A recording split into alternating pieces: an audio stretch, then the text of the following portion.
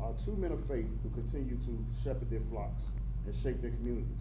From the Greater True Light Missionary Baptist Church, we have Pastor Theophilus O'Brien Berry, and from Greater Oak Grove Baptist Church, we have Pastor Dr. Earl Lewis. Brothers, welcome to the Cultural Frequency. Man, glad to be a part of it. Amen. Before we get It's into an the honor. meat and potatoes of everything, I'd like to get some background on each one of you, starting with you, Pastor Berry. Theophilus Berry, native, Greater Houston area. Humble is where I grew up. Graduated from Humble High School. Went to Prairie View A&M University. Graduated there, and I've done some master work in theology. But been pastoring, man, almost 30 years. First church was St. Paul and Sunnyside section of Houston, and I've been at Greater True Light now. I'm in the 22nd year. Northeast Houston is where I've done ministry predominantly. I grew up at Little Union Missionary Baptist Church under the leadership of Dr. A.G. Robinson, and have a host of mentors, and I appreciate all that the investments they've made into my life. Pastor Lewis. Yes, it's Earl Lewis, and I'm a product actually of the North Forest School District. Born and raised in Northwood Manor. The church I'm presently pastoring is the church I actually grew up in. My childhood pastor is the one that baptized me when I was 7 years old. And needless to say, he was my predecessor too.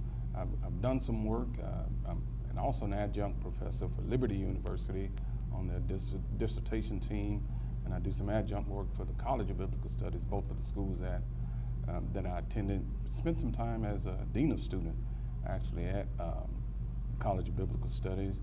And as Pastor Berry said, it was kind of unique that we met long before either one of us really started pastoring. Yeah. And we were both on the south side of town for a while.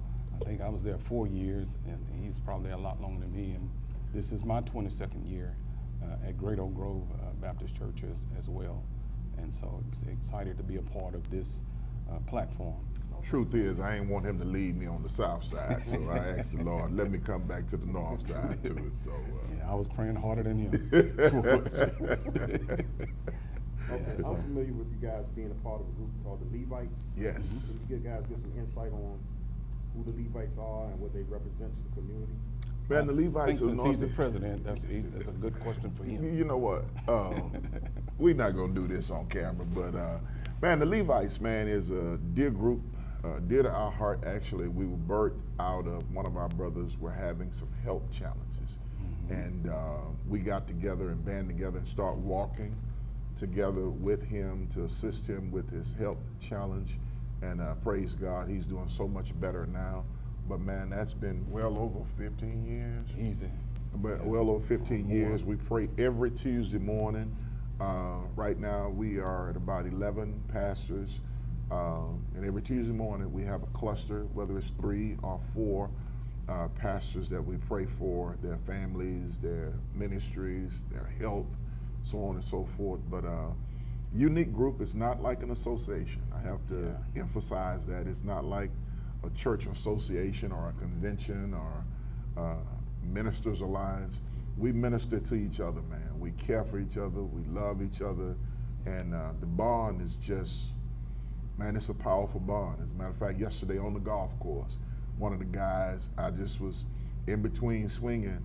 I heard Ira telling one of the guys, he was like, man, ain't no convention like the Levites, ain't no association like the Levites. He's a part of these different conventions. He's like, man, the love is real and the brotherhood is genuine. And so, man, that's what we do, man. That's what we do. That's what we do. Good stuff. Yeah. Any comments? I'm echoing what he's sharing. It's been a blessing, and you'd be surprised at the amount of resources that we have among us in the different areas in which we serve. And so that's been a blessing too, because you don't know what you don't know. Right. And to be able to come in and share with guys, and then more importantly, and I hope I'm okay with saying this, there are a lot of guys who know or have information, but they're not always willing to share it. But for us, it's not a competition thing. We're all on the same team. Good stuff. Yeah, trying to better the kingdom. Okay. All right. let's set the stage. Historically, the black church has been more than a Sunday morning gathering. It's been a sanctuary for the soul and a command center for the struggle. From the fields to the freedom marches, it has carried the spiritual and social weight of our people. Pastor Berry, how do you see the black church's role today compared to what it represented in past generations, particularly during the civil rights era, 70s, 80s, up until 2025? I definitely see the church in all those areas in which you said everything you stated above, but it is not only a builder, but it's a blender of families. And I think one of the things that we are missing now that we need to get back to is allowing the church to just naturally help us with our families. One of the critical things about today as it relates to back then and now is now there are a whole lot of choices, man. There are a whole lot of choices on Sunday. Back in the early 60s, we didn't have a lot of choices, man. Church was all you had, you know. Right. And since that was all you had, that's all you did, and you did it all day, you know. Yeah. Every day of the week there was something going on. But now in this present age, I think we are attempting to do more with our families, do more for ourselves. You hear people saying, "I need my peace. I need my own social opportunity, you know, to do some stuff." We competing with football. We competing with AAU. We competing with me time. We compete with a whole lot of things. But I think the same role that it took then is going to be necessary for it to take now, and even greater, Yeah. Pastor Lewis. Yes, sir. From your perspective, has the mission of the church changed or just the methods? I don't think the mission has changed because the mission should be biblical. Yeah. And so that doesn't change. But I think the method in some areas it does change. Even if we look at it from the time of the early church up until now, then they did things different than we do right now.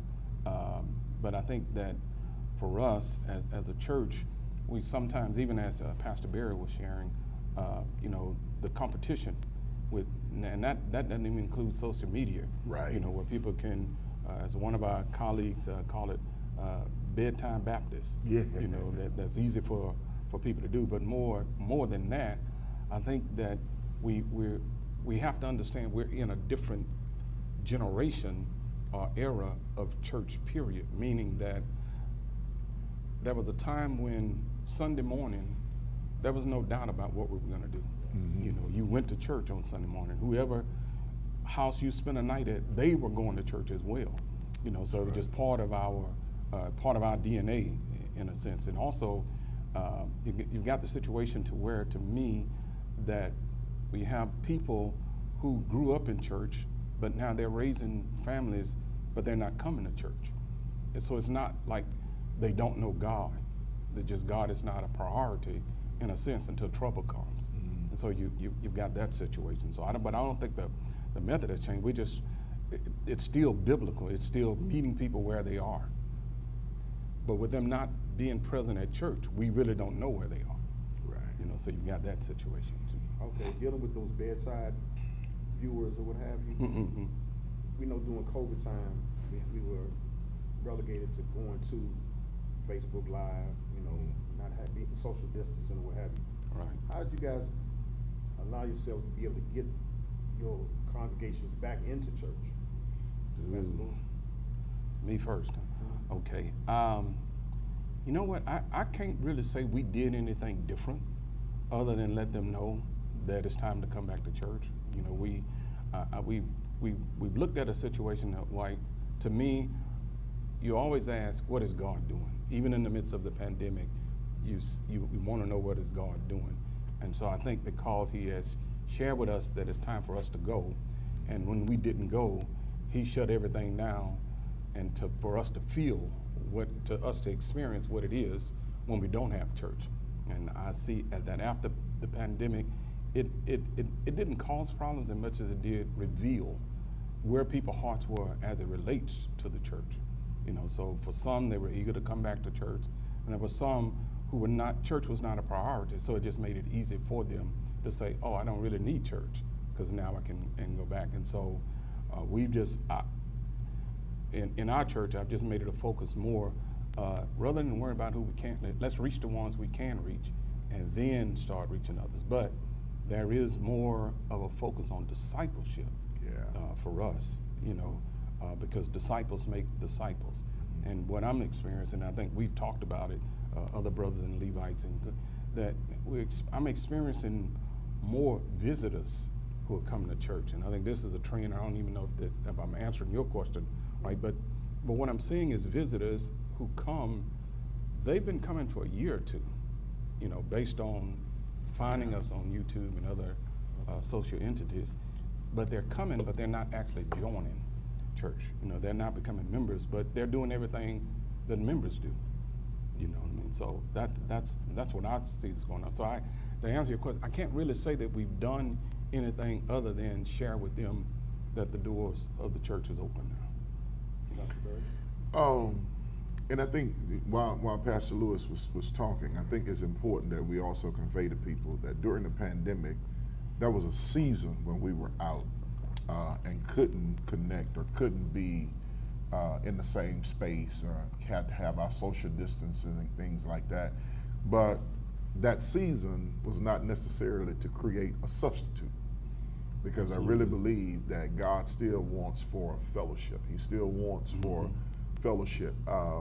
As Pastor Lewis was talking about discipleship, those that have remained at the, what we call Bedside Baptist, Mount Pillar, all that.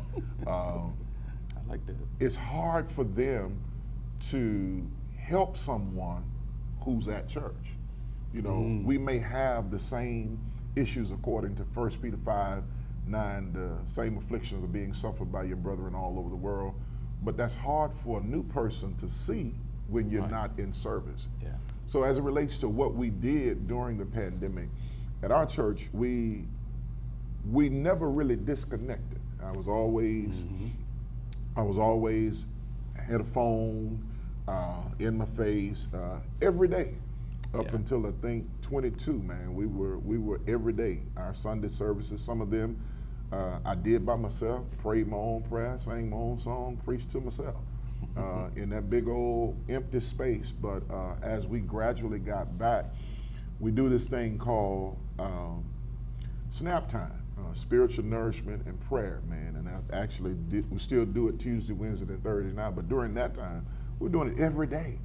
And however laborious it was, man, it was what some of our seniors I know needed to protect them, man, because that whole isolation piece, man, was causing some of them a great deal of misery. And they were suffering in silence. They don't get out much, but when they can get out, man, it was important for us to be able to connect them through social media, through our prayer line. And we did that, man, like I said, for about 2 years, every single day, with the inclusion of our worship services. We stopped for a month, I think it was in 22, for vacation month. And when we came back in August, we just went Tuesday, Wednesday, and Thursday. But I would make sure to call names. When I saw their name, I would call their name. And that longing, man, to see that person, if they never got to see them in the neighborhood, to see them in the stores and things like that, that longing. And man, when we put together, like our church anniversary one year, we got together and did it in the parking lot. We did another service, I think Easter, we did it on the grounds around the track. And man, that hunger, was beneficial for us, for them getting back in. And so I'm grateful to God, man. We still don't have everybody every Sunday, but we have a whole lot more than some churches do, man, as it relates to our percentages. And I think it's basically because we never really disconnected as a church. We never really disconnected as a church. And in relation to what Pastor Berry was saying, I forgot, it's part of us Levites sharing with each other. That was the one thing that he shared and others about the praying. And actually, our church started doing that, and we're still doing it every day up until this very day today. Every day at noon and at 6 o'clock, we're praying. And it is the seniors that really seem to enjoy it and love it, and they need it. And I notice that we're starting now to when they start sharing who needs prayer. It's not those in our church, it's just everybody, extended people and things like that. And I think that is happening. Every now and then, somebody will show up at church and say, yeah, you guys prayed for me for this situation. Yeah. And so God is blessing in that regard. And you know, I'm saying it's nothing that we're doing in a sense, but I guess in fact it is, but it's what God is doing. And it just happens organically, you know, with that. And so that's been a blessing for us. But I don't think we don't want to miss that social media is not a substitute. Right. Yeah. It was for a season, man, That's really good. and we can use it now. But just with anything else, technology fails sometime, man. And there's nothing like being in the house, man. Nothing like being in the house. To see the sister that just went through the laying to rest her mother in January, and then now in March, her father's gone, and you see them in their faith. Man, that has a way of impacting you more than just knowing they're behind some camera or some behind some platform on social media. But when you see them and able to embrace them, man, that love, man, it's an amazing thing. It's an amazing thing. And to hear people praying on the prayer line who would never pray in church is also very encouraging to me. You know, the sincereness of their prayers, and I think that is ministering to people like them more than we could, you know, in a sense. So. Yes, sir. Okay, next I want to talk about the black church's relevance and its reach. There's a growing conversation and some criticism that the black church is losing its relevance, especially with younger generations. Attendance is down in many places, and social media has become this new sanctuary for expression, inspiration, and activism. How do you both see the church reconnecting with young black men and women who feel disconnected or disillusioned with organized religion?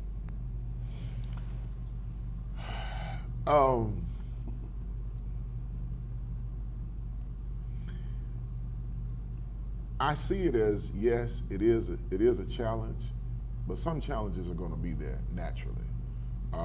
When Jesus says, after asking his disciples in Matthew, who do men say that I, the Son of Man, am?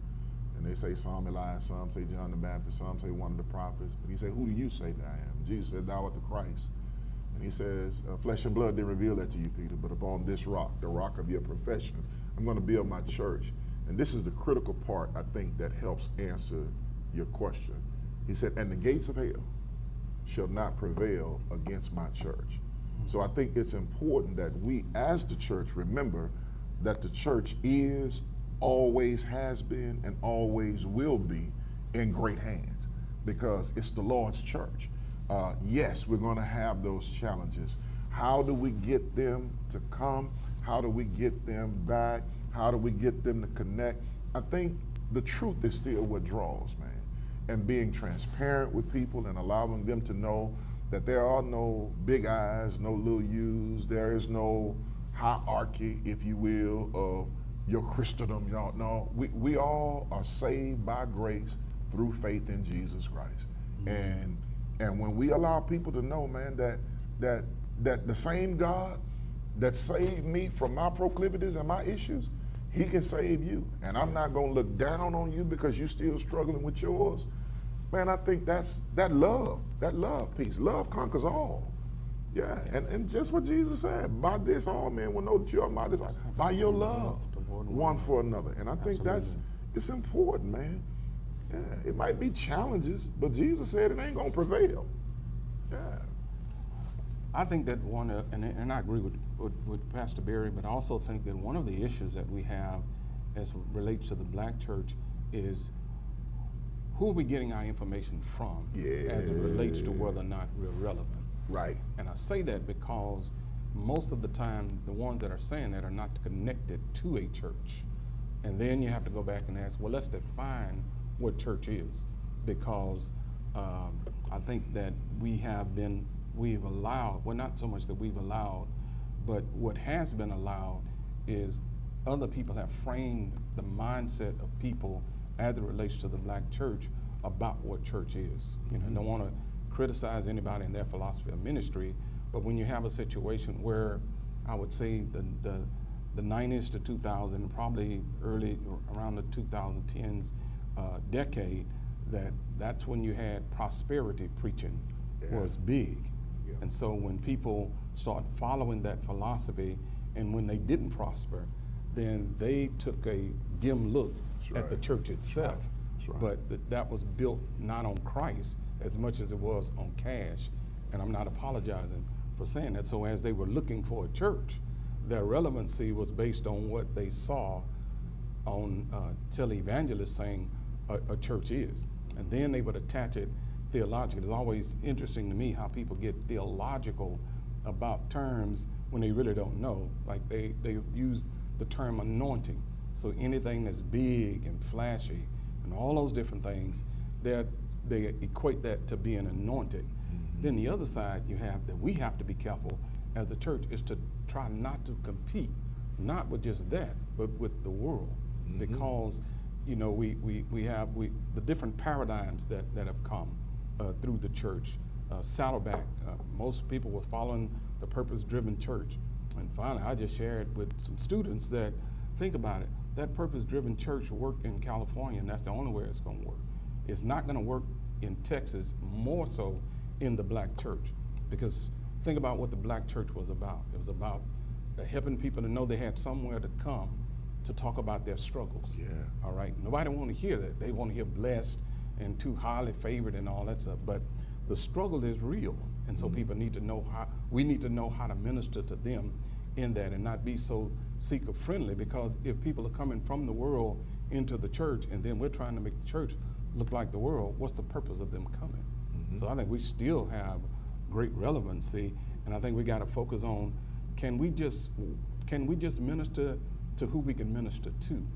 It doesn't mean that we shouldn't do evangelism, doesn't mean we shouldn't do discipleship, but we shouldn't neglect being the shepherd of the sheep, you know, and then still at the same time be willing to go out and leave the 99 and go after that one sheep. Yeah, so. I think that's a good segue to the next question, as far as there's an adage that we should meet people where they are. So are we meeting people where they are, spiritually, mentally, and emotionally?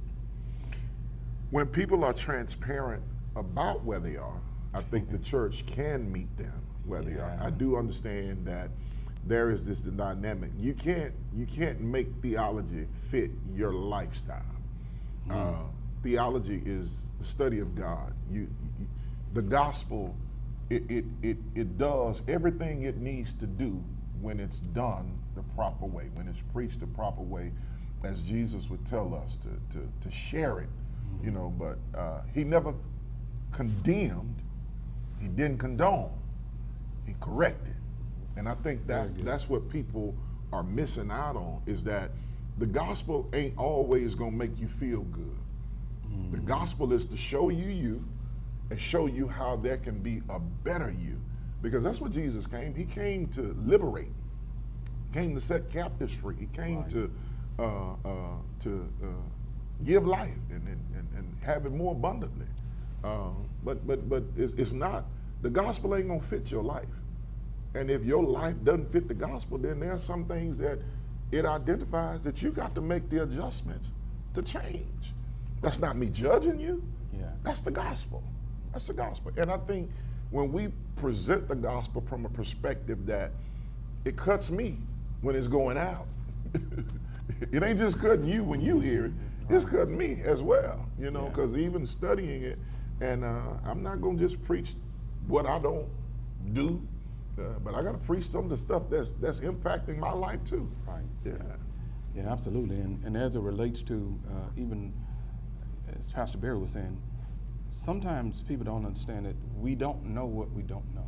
Right. I can't tell you how often I've had people to share things about something that's going on with somebody else, but it never comes in. So how can we do something about anything that we don't know? And what I'm leading to that is, I think primarily when it comes to mental health in the African American community, that there's just something that seems to be taboo in relations to sharing that with other people, that there is some mental, because I'm now been pastored long enough to know that at some point there's some professional help that needs to need to intervene with the spiritual prayers and all those things. But sometimes people don't want to share that. You know, it just I don't know if I can call it pride, but it's just a sense of I just don't want you to know until I want you to know. And by the time, you know, we're asked to get involved in it, then it is just tough. And I wish that there was some way that we could be able to kind of, I don't even know how to make it happen. You know, I've had mental health issues in my own family, you know, and it was never really talked about until we got a certain age, you know, but we can see that someone was a little different.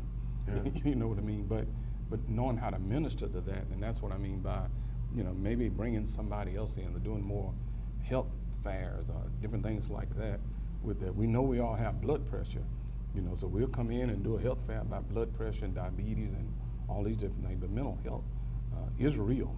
And then again, and going back to the Bible, did not Jesus deal with that? You know, that man that was coming out of the tombs.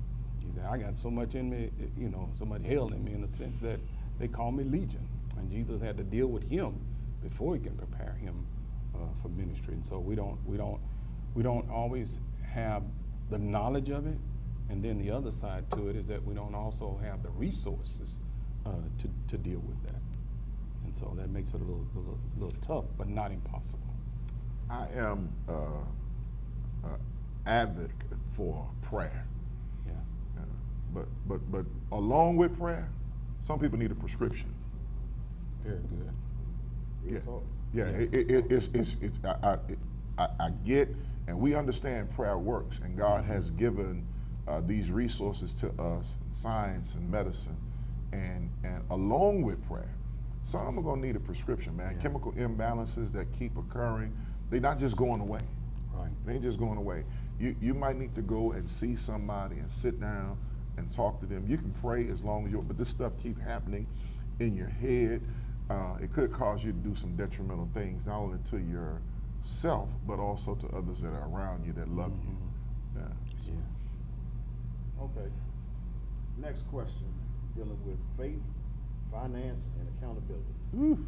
Let's talk simply about that. It's real conversation. There's a narrative that the black church is rich in praise but poor in presence when it comes to tangible impact. How can the modern church bridge that gap between tithes and transformation, between Sunday sermons and Monday solutions? Pastor Berry, how do you ensure that the resources of the church truly reach the community? Man, listen, we do our best to receive them. I don't declare that I'm God, and I don't know what people's income is or should be. We trust that they will be honest to share of their substance, as God has asked of us to share of our substance. And when we do that, we do our best, man, to be valued in our community. There are issues that we give to, even now, we're in the process of continuing on with some of our global missions, but we also search for local missions. We have an elementary school that we have supported for years, and we're trying to get back. When we found a glitch there, we moved to another school. So yeah, there's always a need, and it's not always across foreign waters. Some of it's right here under our nose, and man, we definitely do that. Not just from our church standpoint, but this brother and myself and Pastor Lee Skinner, man, we have what we call G for G, 3G, and man, we get together and neither of us take a salad. We never take for a sermon, but one of us is preaching. We ain't cutting the rabbit, as the old preacher used to say. We ain't cutting the rabbit up. Right. No, whatever is raised that night, and all of our churches, man, look forward to that service, and it's always the Sunday before Thanksgiving. The Sunday before Thanksgiving. Yeah. And this year it's going to be at our church, and I think this gentleman right here is supposed to be on to do the preaching. But whatever is raised that night, man, we leave it in that community, and we meet the needs to help buy backpacks and put paper and pencils and crayons in there, or in that neighborhood. And God has kissed not only that worship experience, but he's kissed those revenues, man, that we receive, and we're able to do exceptional stuff, man. And when we get to that school, man, that we've targeted, man, I wish the community at large could see, you know, the joy on some faces, you know, because man, it's more than about what you gonna eat on Thanksgiving. And I think I've said to my family, my food tastes better when I know I've helped put some food on the table for somebody else, man. Right. Yeah. So that's some of the things that we do, you know, and I'm sure, I know they do it as well. Yeah, and as you were saying, as it relates to the 3G fellowship, where we God has uniquely, I think, positioned us like Pastor Barry and them there in Northwood Manor, and Pastor Skinner, he's in City Gas, and then we're in the Shadydale Timbers area, and so it's like a triangle, and so between us, all of those neighborhoods are being met. Now, since I'm preaching this year, we want to work on that, not getting paid, you know, the preacher get paid, but you cut the camera off. But it is a blessing. It's been a blessing, and we've done the same thing. We David Shadydale has been our school, and for the last, I know, 20 years, we've done all of their holiday snacks and all that for their, you know, for Christmas time. We've done all that, and it's because of that 3G fellowship that he's talked about, and then our people enjoy it. You know, they enjoy it, and God has blessed it. And I think also what it shows to me is that if our churches, who are not really considered major churches, but we're doing things in a major way that are impacting people outside of the four walls of our own particular churches. And so we're doing things like that, and we're doing it in a way that the members know about it. Yeah. You know, because I don't know about Pastor Barry, well, I know some of just for us talking, but the church is unique in a sense now that is not so much the neighborhood church, but even though it's in the neighborhood, and not so much there was a time when residents or the members of the church were usually residents of that area. That's not the case now. They're coming from everywhere, and that's just because of the family ties with the African American church. They'll move across town, but they still have an allegiance and loyalty to the church they grew up in. And so, but when it comes to community, they don't feel as much as a buy-in for it, but that's our way of being able to get them to come and be a part of what's going on in the community with the 3G fellowship and other things that we're doing like that. And I just think as an African American church, because like you had asked earlier about has the church changed, and I think the church has always been for the community, and I don't see that changing even now. You know, part of our community is going to have social needs, and that's part of the church. You can't ignore that if you're going to be a pastor and a shepherd, because you don't just shepherd your church, you shepherd the community in a sense. We have the Shadydale Timbers Civic Club. They meet at our church because they were meeting at, and this is not to take anything away from Tidwell public center where they had, but it was just, I went when I first got here, and I noticed that the seniors were the age group that most of the people were coming, and they were parking and having to walk so long, you know, because it's a long ways from the center to where the where they park at. And so that's why they started meeting at our church. And so they haven't been as active as they were before the pandemic, but they're always going to have that one Christmas thing. And so we just let them have it, let them do whatever they want to do. I'll let them. Things like that just kind of make a difference over time. And so that's one way. That's some ways in which we've been able to let our church know this is what's going on with the resources that you're trusting us with to do what God has called us to do. You know, focusing on our Jerusalem before we get to the othermost parts of the world. Yeah. All right, our final segment is going to deal with healing, hope, and the future. We've examined the past and the present, but I want to close by looking forward. If we fast forward 10 years, what does revival look like?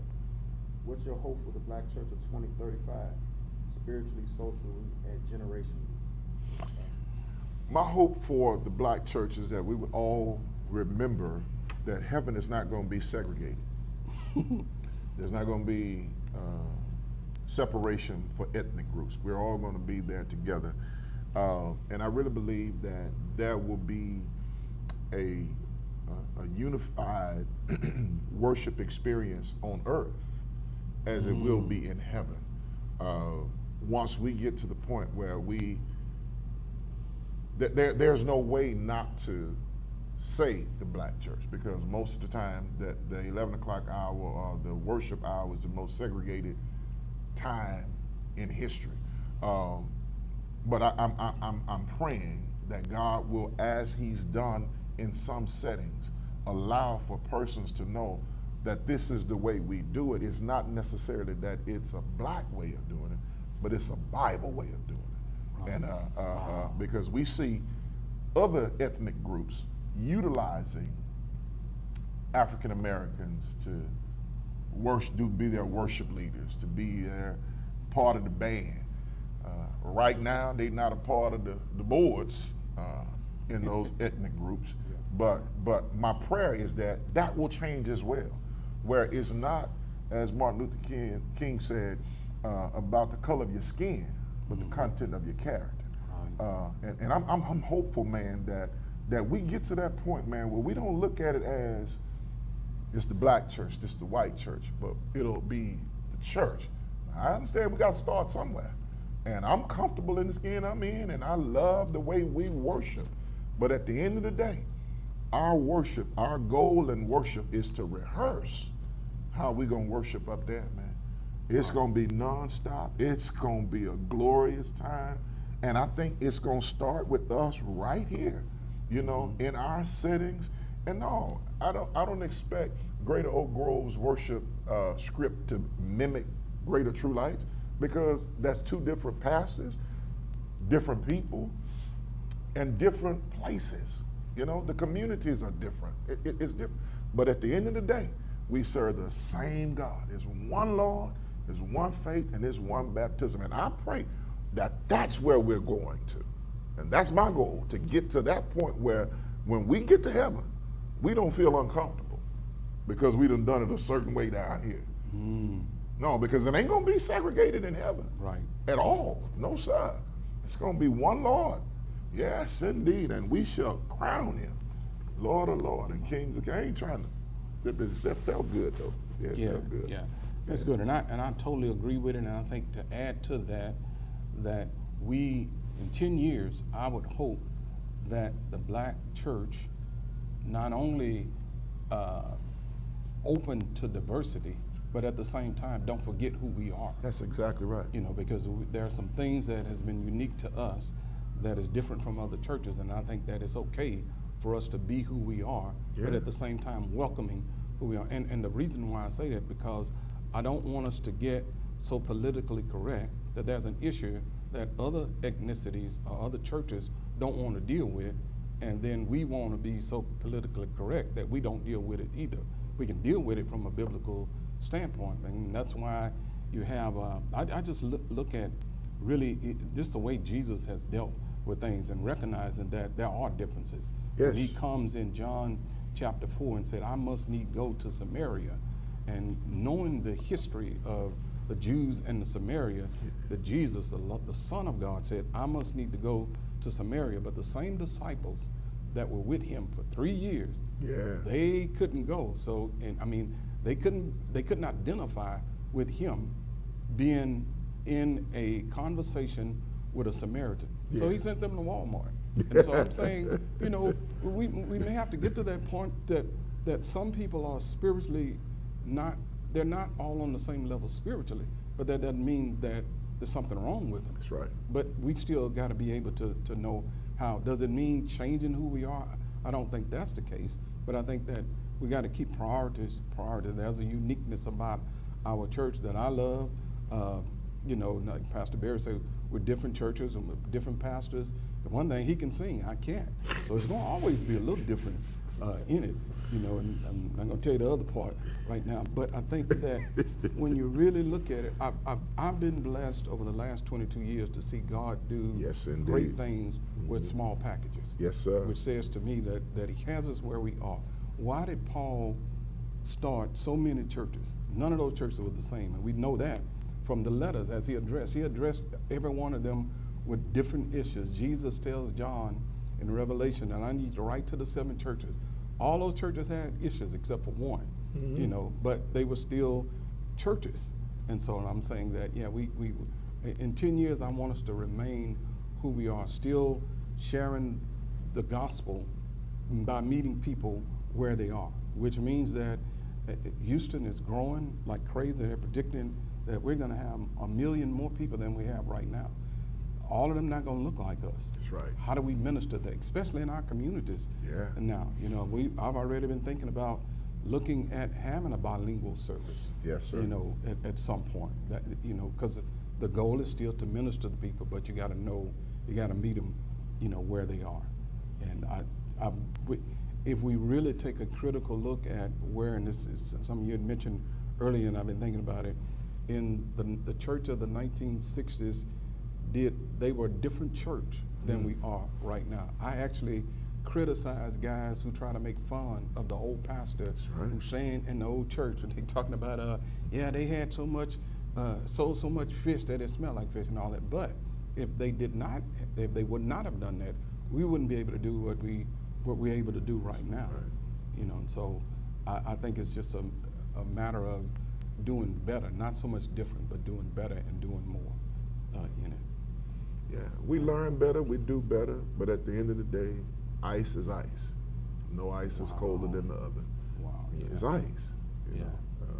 And so, but I'm grateful, man. I am grateful for where we are, and that's not necessarily speaking for the church as a whole, because I don't know what's going on in every church. Right. I'm only in one, and the opportunities that I get to go over to Great Oak Grove and other churches, man, I love to worship with them. I love to worship with them because it reminds us, man, that one of these days we're gonna get to do it together, man. Amen. We're gonna get to do it together. Yeah.